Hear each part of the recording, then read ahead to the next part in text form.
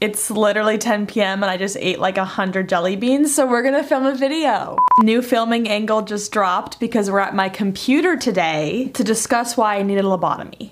Some of you may remember a video I did last year where I rewatched how academia and schooling and my experience in the educational system rotted my brain, and I realized we can now do that for my career too, since I am no longer employed. Instead of a performance review, we are going to be performing a health check today to just see how corroded my line of thinking was by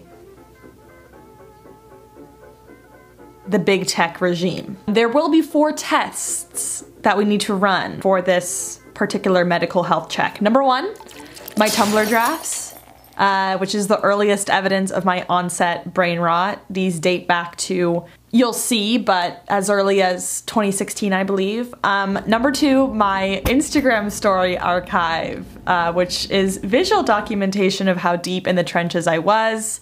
Number 3, my iPhone notes section. This alone is enough to diagnose me with something, like truly. And number 4, my journal entries. Now you've been filled in. We have a lot of exams to run at Katherout Laboratories, and you should give this video a thumbs up if you're ready to run them. And please, as I'm going through these, like, do let me know if you resonate with anything in the comments section. Let me know what the most deranged thing you hear in this video is. So, opening up my Tumblr drafts to begin. All you need to know as far as the pretext for these Tumblr drafts go is that I used them in the form of a diary, logging all of my desperation the year before I graduated college trying to find an internship. So that's where I was at writing these. This first one I'm about to read is dated May 26th, 2016. Number 1, I was passed up for the redacted internship. Something that I needed. I need that name on my resume to be validated by companies to hire me full-time. I need that to validate me above the others that critique me so much.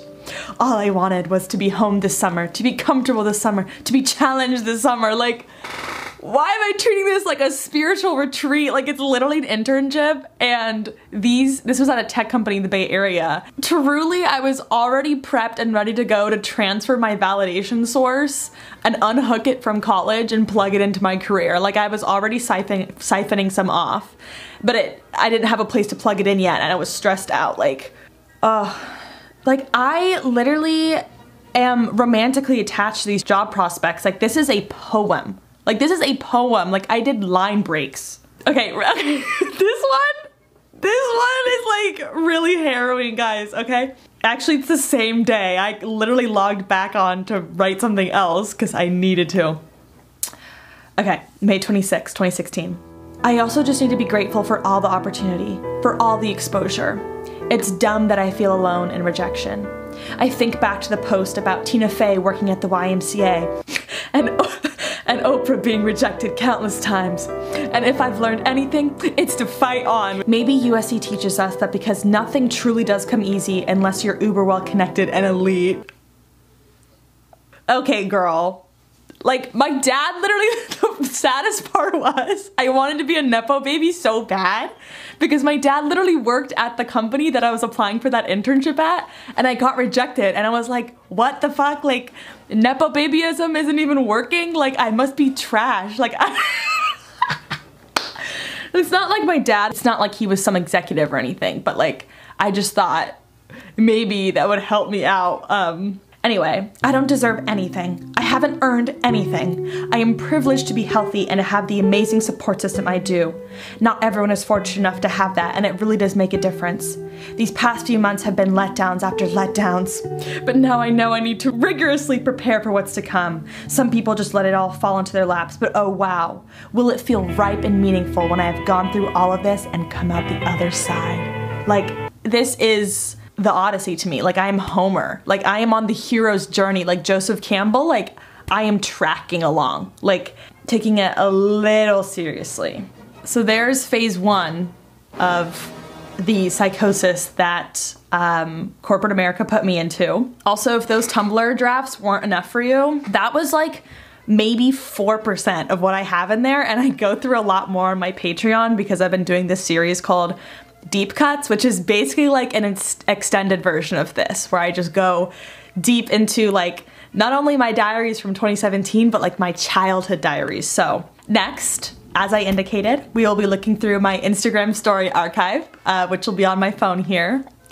And I did delete the Instagram app because I am incapable of maintaining a healthy relationship with social media, but I'm going to re-download it for this video. Logging in. The good thing is, I still have this as a highlight, so you yourself right now can go on my Instagram at Katherout. There's two. There's one that's called LOL and one that's called work. Okay.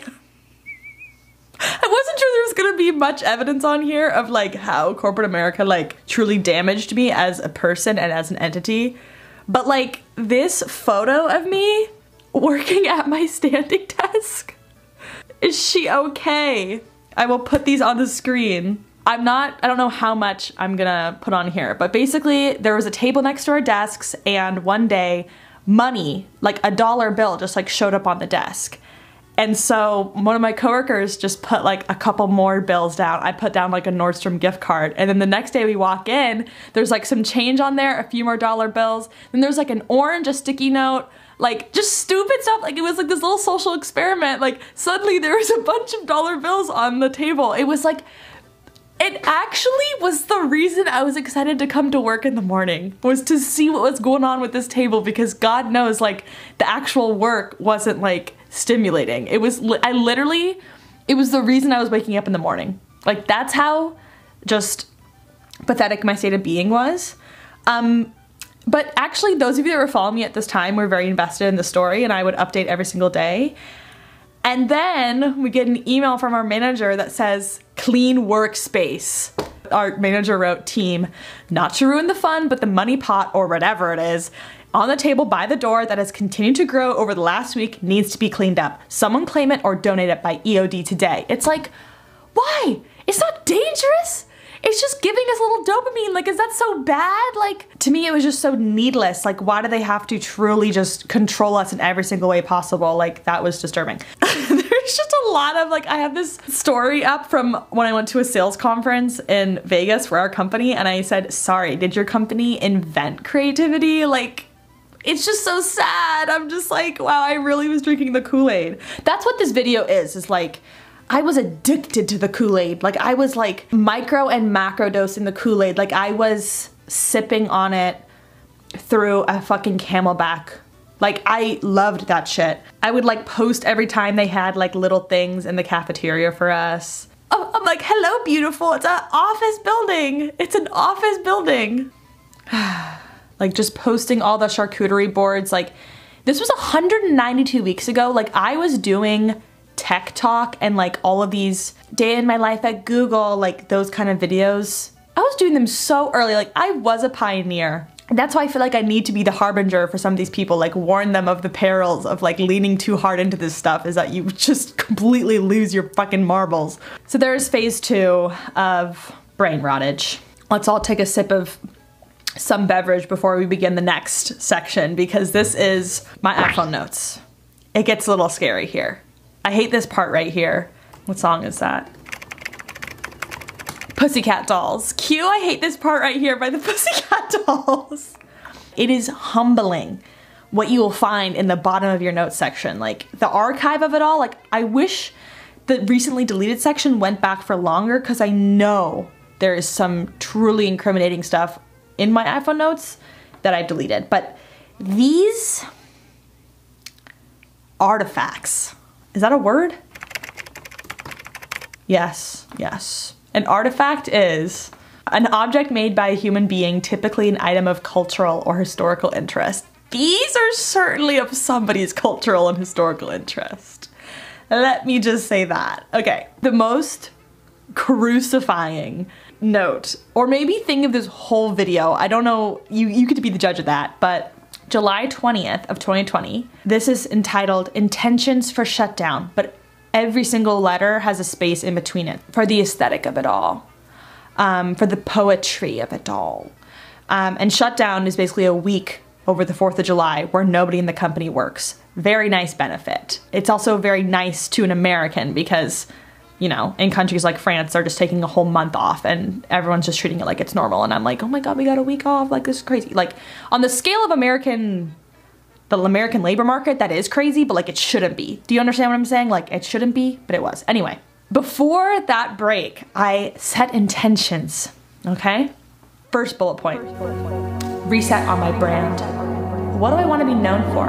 What is not a part of my brand? Talking about yourself and your brand unironically, like, that's a diagnostic criteria for something. Like, there's something in the DSM that has that. Next bullet point, renew my commitment to my career. How do I reconnect to grit? Proactivity? Going above and beyond? Like, I was losing my grip on just being the biggest hustler grinder of the century, and I was getting scared. I was like, wait, what if my brand isn't like trying hard all the time? What if I'm losing that? Like, maybe I'm losing my whole self. Third bullet point, how will I hold myself accountable? What are my deal breaker actions that absolutely need to stop? How will I manage distractions? Evaluate my aptitude for sales. Am I burnt out or just plain unenthused? It's little bit of both, a lot of bit of both. Fifth bullet point, how do I reestablish my confidence, my voice, my tone? How do I improve my organization? How much rest do I really need? How many times throughout the day? Like, I'm speaking about myself like I'm a fucking robot. Like, how do I program myself to install an extra pack for more rest? Is the update in the queue, or do I need more storage to implant that into my memory space? Practice renewal talk tracks and rebuttals. Like, mind you, this is me saying that I need to be thinking about this and working on this during my week off. Like, that is how polluted. Watch this space, because that is how absolutely just garbaggio it was. I was gonna take a week off, which is a just amazing thing to not have to work for a week. And I was like, how can I kind of work during that week? What morning routine would make me happy? Do I watch content before work? Do I do my eyebrows and put on a cute fit? Do I go for a walk? Who else was scared? I was really scared. I was really scared. Like, the funniest thing about this note is that I only actually filled in answers for 2 of these. Another sip of something before we head into the final test that we need to run at Katherout Laboratories. We're just gonna start in, what does the word fugue mean? Because that's coming to mind. A state or period of loss of awareness of one's identity, often coupled with flight from one's usual environment, associated with certain forms of hysteria and epilepsy. Like, that is what March 2020 was. That is what March 2020 was. Like, why would, did people use the word fugue to describe that time? Because that's the most appropriate thing I can think of, truly. I haphazardly used actually the last of a pack of sticky notes I got from my office to mark these things, so. Number 1, we'll see how far we get through. If you're watching in the here and now, comment down below. This video was a fugue. Okay. I felt really incompetent in sales today. I don't speak well naturally over the phone. I don't have the natural reactions to customers' call outs. I am awkward. Everything seems off. I'm just not cut out for this. I want to quit. And yes, maybe 20+ years of professional experience sets people at a different competency level, but I just don't think I should be this bad. Like maybe I reached the end of my rope and it's time to move on, like Maya said. Fuck me, I suck. I also just made a pen mark on my favorite sweat, so now I feel like shit about that. Blurg, I couldn't even take a good picture today, so I'm not good at any of my jobs, really. So this is obviously depression now mixed into the condition of my brain. It should not be a utopia to imagine a world in which a job would not have to make someone feel like this. Like, it's actually really sad, like, reading some of these things back and hearing like how distressed I was. And a lot of it was just due to like my own like self-criticism and issues with validation, but like the amount that people, you know, took their job seriously in that organization, like, really reinforced how neurotic I was being. Okay. All right. 4 days later at 1:48 a.m.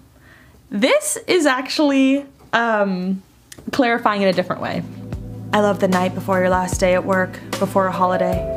The anticipation, the excitement, the relief you know you'll feel after the last meeting. At this point, The idea of not working and having a day off was starting to sound like euphoric to me. Again, it's an email job. It's not like very taxing work, but I also was working like 15-hour days during these journaling entries, so it was just not a good time in my head.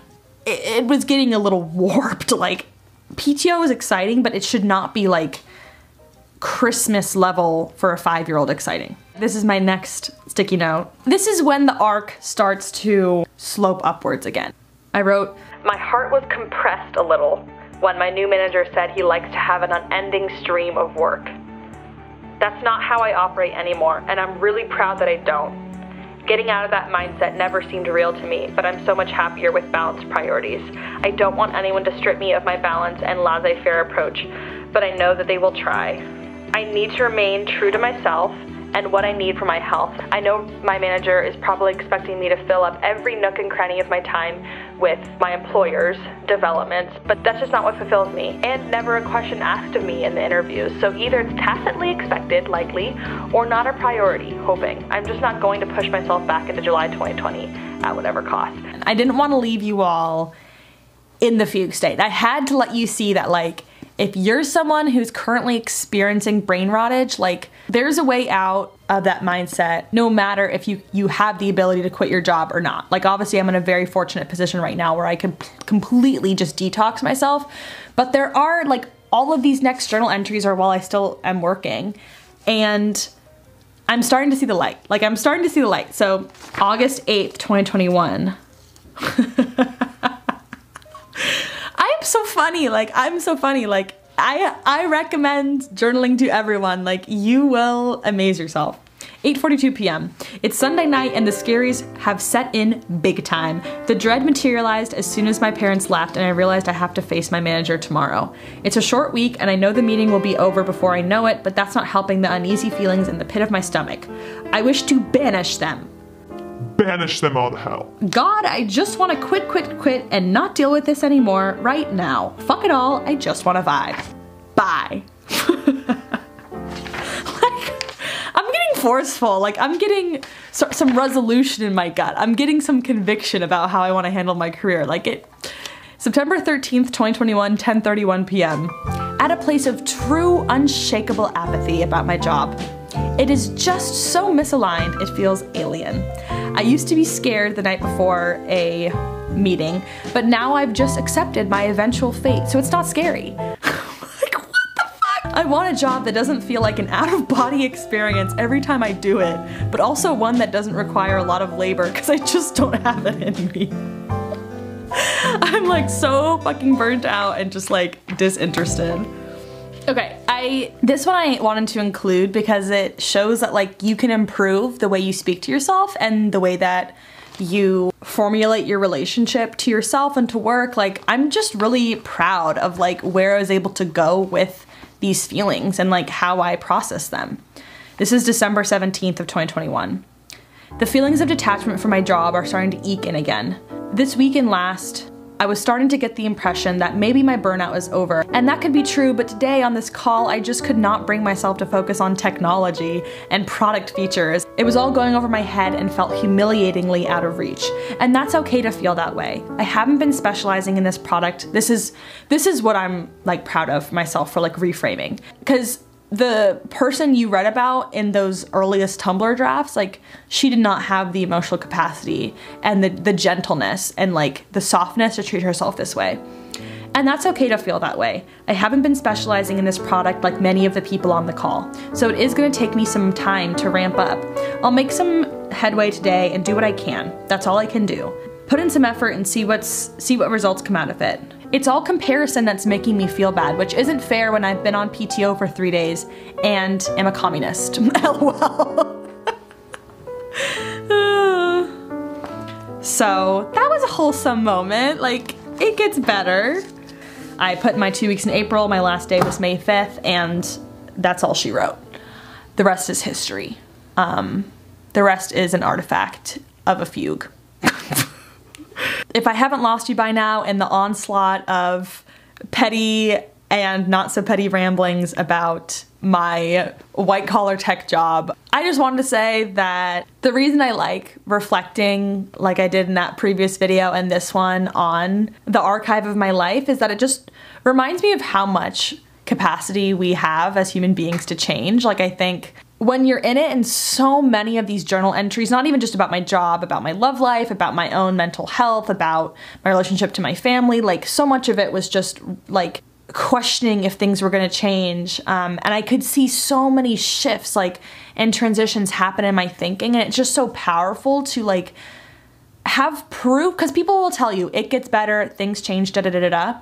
Nothing is more convincing of that than reading in your own fucking writing that that has happened for you historically and it'll happen for you again. Like, it is just so powerful and persuasive that like you can like reorient your own thinking, your own identity, yourself. You can take actions that are available to you that might seem a little bit out of reach. Like, I don't know, it's just amazing. Like, I think it's great to like we don't celebrate ourselves enough. It's like great to celebrate your growth. I think that, do I wish it took me not that long to like siphon out the poison from the annals of my mind? Like, yeah, I wish I would have woken up earlier, but I wasn't ready to. Like, for some reason, I was just clinging on to those ideals of the hustle grind set, and that the culture of corporate America was good, period.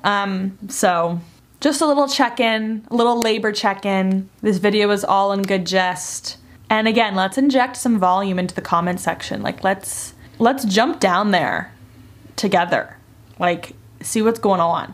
Thank you so much for watching. As always, I will see you next time, and Katherout.